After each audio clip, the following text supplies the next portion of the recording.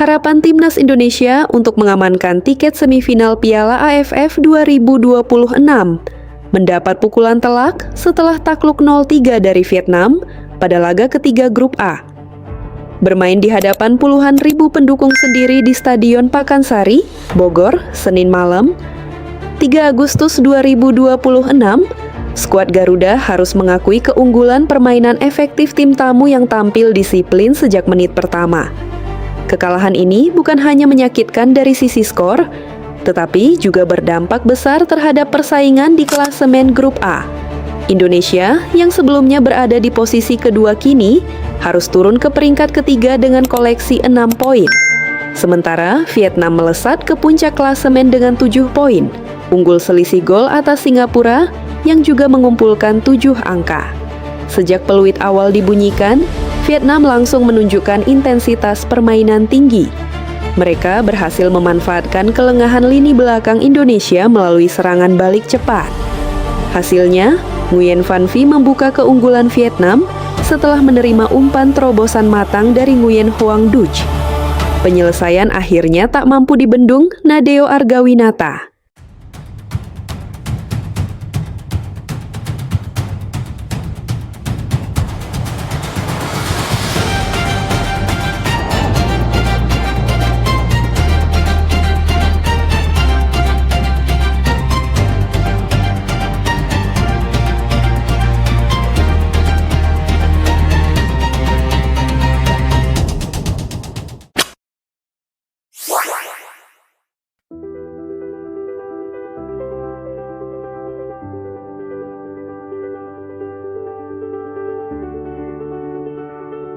Petaka kembali datang hanya beberapa menit berselang.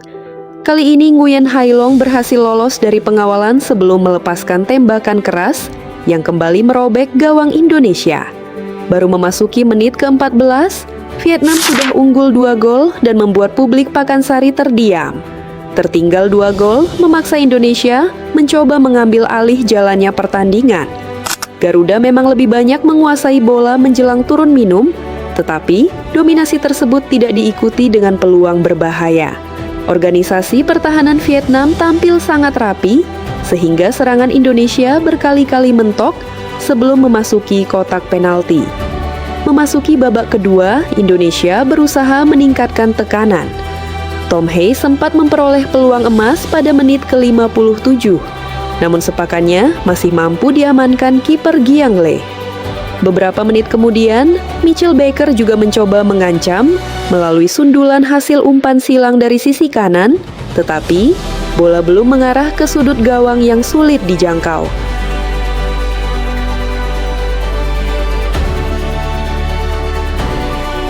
Melihat permainan belum berkembang, pelatih John Herdman melakukan perubahan dengan memasukkan Beckham Putra, Jens Raven, dan tim Gaipens untuk menambah kreativitas di lini depan.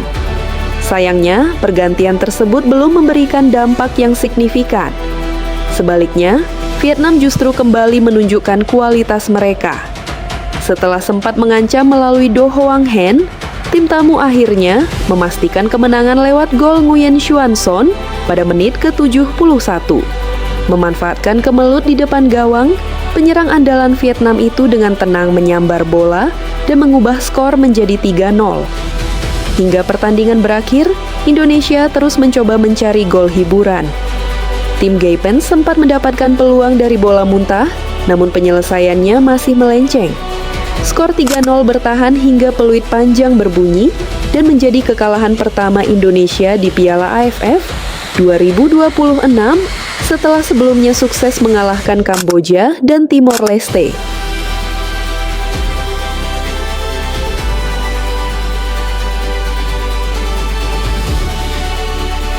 Kekalahan ini langsung memicu reaksi luas, bukan hanya dari pendukung Indonesia, tetapi juga dari para penggemar sepak bola di berbagai negara ASEAN.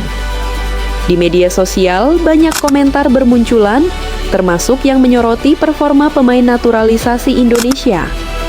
Sejumlah warganet dari kawasan Asia Tenggara melontarkan sindiran yang mempertanyakan efektivitas proyek naturalisasi setelah Indonesia kalah telak di kandang sendiri. Salah satu komentar yang ramai dibagikan berasal dari akun Facebook bernama Tommy Nguyen asal Vietnam. Ia menulis bahwa Indonesia dengan populasi lebih dari 300 juta penduduk dan diperkuat banyak pemain keturunan tetap kalah telak dari Vietnam. Komentar tersebut kemudian memancing berbagai tanggapan, baik yang mendukung maupun yang mengkritik.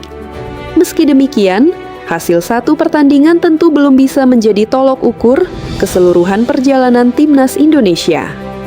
Di balik kritik yang bermunculan, masih banyak pendukung Garuda yang meminta publik tetap memberikan dukungan penuh kepada tim menjelang laga penentuan berikutnya.